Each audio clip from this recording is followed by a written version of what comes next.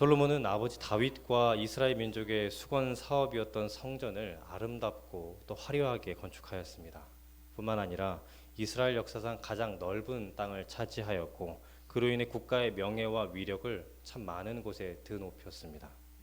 그러나 이러한 공로를 세운 솔로몬에게도 그림자와 같은 과오가 있었으니 우리가 알고 있는 바와 같이 그는 자신의 지혜로 사리사욕을 채우기 시작했고 하나님의 법도를 어긴 채 수많은 이방 여인을 아내로 맞이하게 됩니다. 그로 인해 이스라엘 곳곳에 산당이 세워지고 이러한 산당은 이스라엘이 망할 때까지 결코 뿌리 뽑지 못하는 우상 숭배 근거지가 됩니다.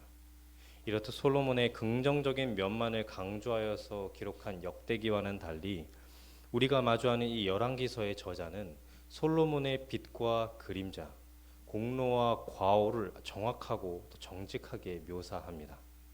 그리고 이러한 내용을 통해서 읽는 우리로 하여금 정직한 평가와 더불어서 그 평가의 잣대를 오늘을 살아가는 우리의 삶에도 잇대어 생각해 볼 것을 권유하고 있는 것입니다. 이에 오늘 우리가 마주하는 이 본문은 언뜻 보면 솔로몬이 요새와 성을 건축하는 단순한 장면으로 큰 숙고가 없이 본다면 크게 와닿거나 또 깨달음이 없는 본문으로 여기기 쉽습니다. 그러나 오늘 우리가 이 본문을 조금만 눈을 크게 뜨고 열왕기서 저자의 눈을 따라서 그 의도에 따라서 솔로몬의 행함과 또 그 의도의 속내를 살펴본다라면 솔로몬의 어떤 기울어감에 대한 징조를 느낄 수 있는 그런 본문이기도 합니다. 어제 살펴보신 바와 같이 오늘 본문이 포함된 9장의 첫 시작인 1절은 이렇게 기록하고 있었습니다. 솔로몬이 여호와의 성전과 왕궁 건축하기를 마치며 자기가 이루기를 원하던 모든 것을 마친 때에 라고 기록합니다. 본문은 오늘 본문의 배경에 대해서 설명함에 있어 보신 바와 같이 솔로몬이 성전과 왕궁을 건축하고 자기가 이루기를 원하던 모든 것을 마친 때라는 사족을 붙이며 말씀을 시작합니다. 여기서 우리말 원하다로 번역된 히브리어 동사 하페치는 단순히 어떤 원한다는 표현을 넘어서 그 의미가 열망하다 또 즐거워하다라는 뜻을 가지고 있는데 이것은 이 다른 성경 본문에서는 이스라엘에 대한 하나님의 사랑 또 하나님께 대한 이스라엘의 사랑 또는 남녀 간의 사랑과 같이 어떤 강한 애착을 표현할 때 종종 사용됩니다. 이에 우리는 솔로몬이 성전과 왕궁을 건축함에 있어서 강한 애착을 가지고 있었다라는 것을 볼 수 있습니다. 또한 이 표현을 통해서 우리가 짐작해 볼 수 있는 것은 지금 솔로몬이 자신이 가지고 있는 강한 열망을 성취하고 또 마음먹은 모든 것을 다 이룰 수 있는 권력과 능력을 가지고 있는 그에게 있어서는 최고 절정기와도 같은 때라는 것을 함께 짐작해 볼 수가 있는 것입니다. 이때에 하나님께서는 솔로몬에게 나타나 응답의 말씀을 전해주시고 솔로몬이 건축한 성전을 거룩하게 하셨으며 계속 그곳을 살피시겠다 말씀하셨습니다. 근데 여기서 주목할 만한 사실은 이때에 하나님은 마치 앞날을 알고 계시기라도 하는 것처럼 솔로몬에게 축복의 말씀과 더불어서 함께 당부의 말씀을 전하시는데 어제 읽은 본문 4절부터 그 이하의 말씀이 바로 그것이었습니다. 쉽게 정리해 보면 다윗 왕조의 존폐 여부가 하나님께 대한 그 순종 여부에 달려 있고 만일 그렇지 않은 불순종이 있을 때에는 이스라엘이 이 땅에서 반드시 끊어질 것이라는 경고의 말씀이었습니다. 그리고 이 말씀은 지금 솔로몬 자신은 보지 못하는 그 솔로몬의 깊숙한 내면을 찌르는 듯한 그 말씀과도 같았습니다. 오늘 본문에는 앞서 5장에서 만났던 두로왕 히람이 다시 등장하고 있습니다. 우리가 알고 있는 바와 같이 이 두로왕 히람은 솔로몬이 성전을 건축하는 데 있어서 아주 결정적인 도움을 주었던 인물로 우리는 기억하고 있습니다. 그리고 이 솔로몬은 이 도움 가운데에 성전과 왕궁을 20년 만에 완성합니다. 그리고 오늘 본문 11절에 따르면 솔로몬은 이러한 도움을 준 히람에게 갈릴리 땅의 성읍 20곳을 내어주게 됩니다. 당시 갈릴리 지역은 히람이 다스리는 두로와 가까운 경계 지역으로서 솔로몬은 히람과 좋은 관계를 유지하기 위해 두로 경계에 있는 성읍들을 양도한 것입니다. 그러나 이상하게 히람은 솔로몬이 준 성읍에 대해서 그다지 즐거워하지 않습니다. 심지어 그 20개의 성읍이 있는 지역을 가불 땅, 즉 아무것도 아닌 땅, 무가치한 땅이라고 이름을 붙이기까지 합니다. 왜 그랬을까요? 사무엘하 24장의 기록에 따르면 당시 이스라엘 북부 두로 경계에 있었던 이 성읍들은 이방인들이 거주하고 있었고 또 좋은 조건의 땅이 아니었다라고 합니다. 이에 히람은 솔로몬에게 어찌 이런 땅을 주느냐며 불만을 토했고 그곳을 쓸모없는 땅이라고 명명하기까지 했는데 심지어 역대하 8장을 보면 이 성읍을 모두 돌려주기까지 했다라고 합니다. 근데 우리가 여기서 주목할 부분이 있습니다. 바로 땅을 내어준 솔로몬입니다. 물론 상식적으로 보면 나에게 도움을 준 대상에게 그 도움의 대가를 주는 것은 너무나도 당연한 일입니다. 크게 문제될 일이 아닙니다. 그러나 문제는 이스라엘의 땅은 누구의 땅입니까? 하나님의 땅입니다. 솔로몬의 땅이 아니라 여호와 하나님께서 주신 하나님의 땅이라는 것에 있습니다. 신명기 19장 14절이 이렇게 기록하고 있습니다. 제가 봉독해 드리겠습니다. 내 하나님 여호와께서 내게 주어 차지하게 하시는 땅, 곧 내 소유가 된 기업의 땅에서 조상이 정한 내 이웃의 경계표를 옮기지 말지니라. 솔로몬은 하나님의 법도를 무시하고 하나님의 땅을 마치 자신의 땅인 것처럼 히람에게 넘겨주며 땅의 지계표를 함부로 대합니다. 물론 솔로몬의 입장에서는 쓸모없는 땅을 막대한 금을 받고 파는 것이 금전적으로나 또 히람과의 관계적 측면에서나 더 이익이 될 수 있다는 판단을 했을지는 몰라도 하나님께서 주신 기업을 함부로 남의 손에 넘기는 것은 땅을 선물로 받은 언약 백성에 절대로 해서는 안 되는 그러한 행동이었습니다. 이에 이것은 불공정한 거래로 형제의 마음을 상하게 한 죄악이요 또 교묘하게 하나님의 법도를 어긴 간교함이었습니다.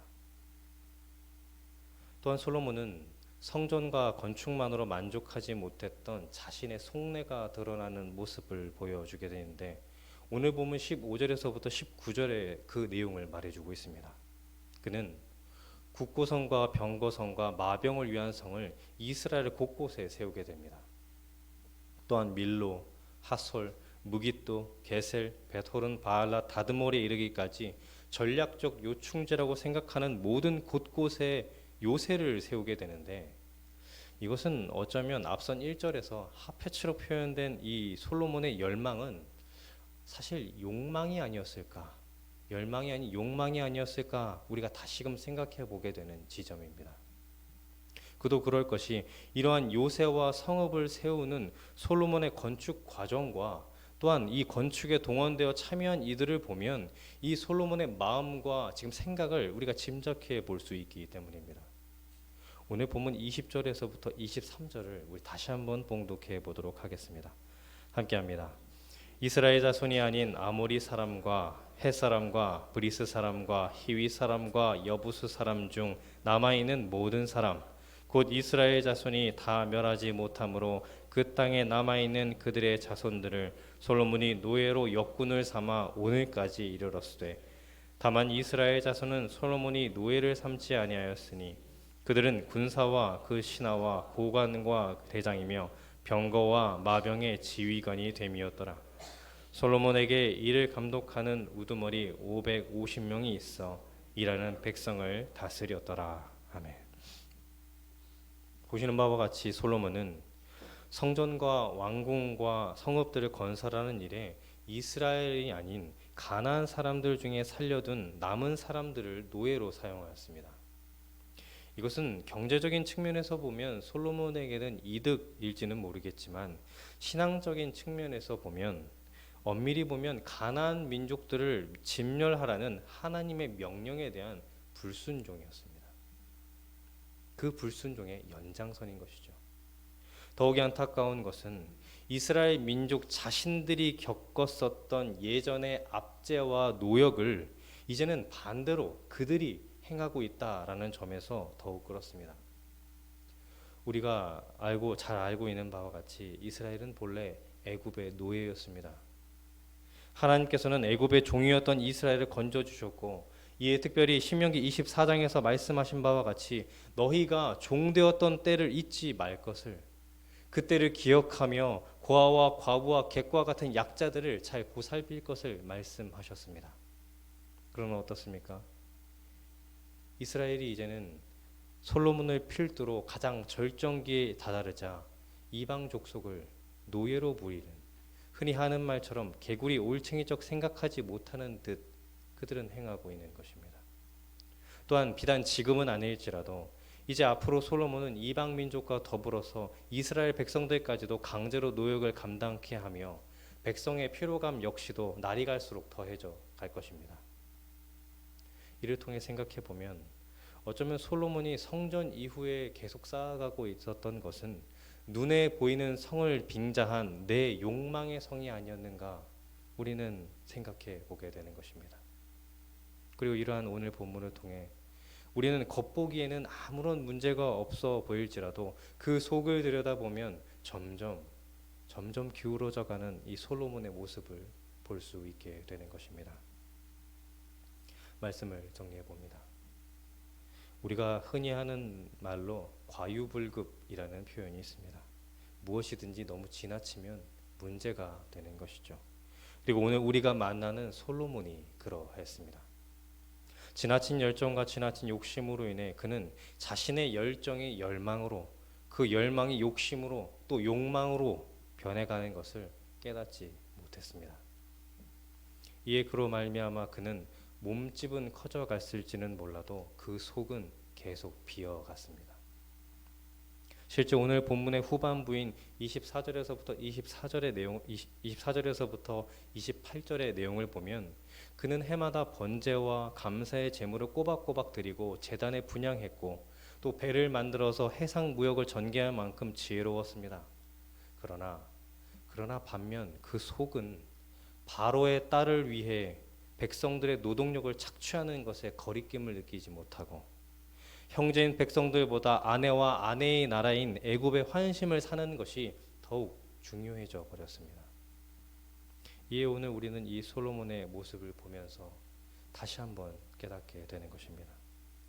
아무리 훌륭한 유산을 받은 왕이라고 할지라도 초심을 기억하지 못하고 깨어있지 못한다라면 결국 넘어지고 마는 모습을 우리는 보게 되는 것입니다.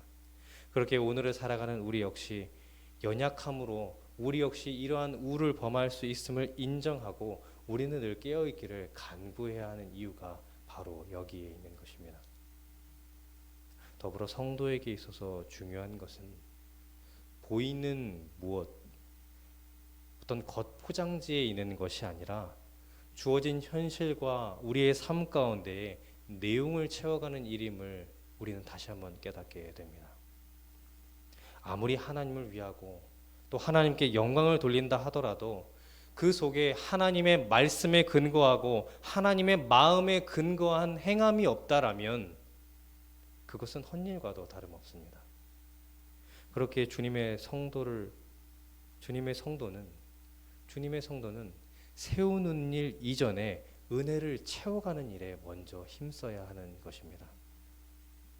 하나님의 관심을 따라 행하고 하나님의 시선을 따라 나의 걸음을 내딛는 것, 주님을 닮은 손으로 하나님의 은혜, 그 은혜를 증거하는 그러한 일들 말입니다. 그렇게 나를 통하여 은혜가 전해진 곳에, 내가 하나님의 시선을 따라 행한 그곳에 하나님께서 세워가시는 그 역사를 목도하는 것, 그것이 바로 성도입니다. 내가 하나님보다 앞서서 내가 세우는 것이 아니라 하나님이 세우는 것을 목도하는 것 말입니다. 그렇기 때문에 시편 127편 1절이 이렇게 기록하고 있습니다. 여호와께서 집을 세우지 아니하시면 세우는 자의 수고가 헛되며 여호와께서 성을 지키지 아니하시면 파수꾼의 깨어 있음이 헛되도다. 아멘. 아무쪼록 우리의 삶 가운데 내가 아니라 하나님께서 세워가시는 역사와 은혜가 있기를 기대해 봅니다. 우리는 채워가는 자로서 하나님의 마음을 따라 행하는 자로서 말입니다. 사랑하는 성도 여러분, 오늘 우리에게 주신 삶의 기회들을 우리 모두가 열심히 살아가야 할 것입니다. 하지만 언제나 그 하나님께서 나의 인생의 목표가 되시고 내 삶의 목자가 되시고 그 하나님이 나를 도와주시고 은혜를 주시지 않는다라면 우리는 너무나도 쉽게 넘어질 수 있는 그 연약한 존재임을 또한 잊지 마시기를 부탁드립니다. 늘 그 진리를 깨닫고 고백하며 살 수 있기를 바랍니다. 그렇다면 그 연약함을 고백하며 하나님을 의지하는 만큼 도리어 하나님께서 우리의 삶에 하나님 아버지 당신의 집을 세워 가실 것입니다. 이러한 은혜를 경험하는 우리 모두가 되어지기를 소원합니다.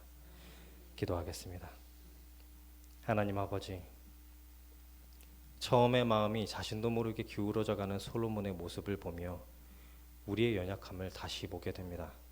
어쩌면 우리도 깨닫지 못하는 가운데 하나님과 상관없는 나의 요새, 나의 성을 짓고 있지는 않은지요. 바라기는 우리의 이런 연약함을 바로 깨달아 늘 나와 동행하시며 도우시는 성령 하나님께 의지함으로 하나님을 향한 바른 믿음과 사랑을 놓지 않게 하옵소서. 보이는 것과 세우는 것에 몰두하여 내가 응당 오늘 채워야 할 성도의 본문과 또 하나님을 닮은 자로서의 삶의 내용을 채우는 일에 소홀히 하지 않도록 늘 깨어있게 하시고 나의 삶에 세워가시는 하나님의 집을 사모하게 하옵소서. 추석 명절입니다. 오고 가는 모든 발걸음을 지켜주시고 주님께서 허락하신 가족이 모인 자리가 웃음과 기쁨, 위로와 평안이 넘치는 자리가 되도록 돌보아 주시며 우리에게 허락된 모든 것이 주님께로부터 왔음을 기억하고 마음 깊이 감사하는 복된 자리가 되게 하여 주옵소서. 오늘도 새벽을 깨워 이 자리에 나온 모든 걸음이 있사오니 긍휼히 여겨주셔서 아버지께서 베풀고자 하시는 복을 주시고 주어진 삶 속에서 주님의 돌보심으로 살아가는 은혜를 맛보게 하여 주옵소서. 감사드리며 이 모든 말씀 예수 그리스도의 이름으로 기도하옵나이다. 아멘.